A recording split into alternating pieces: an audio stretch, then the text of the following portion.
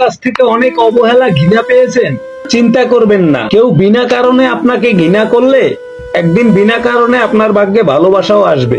আমরা সারা জীবন পরিশ্রম করি, অপেক্ষা করি একটা ভালো জীবনের। আসলে আমরা যে জীবন পার করছি তার চাইতে ভালো জীবন আর কিছুই নেই।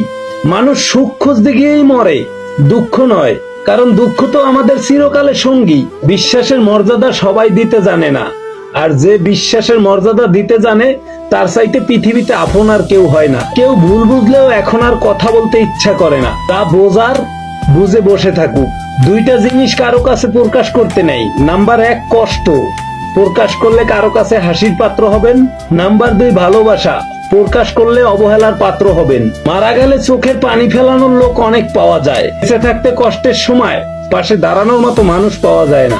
নিজেকে ফরাজি লিটন এতিমের মতন এমন ভাবে প্রতিষ্ঠিত করেন যেন আপনার মা আপনাকে বললে, মা তোমার যেটা পছন্দ সেটা কিনে নাও, সেটা বলতে পারেন, টাকা আমি দেব।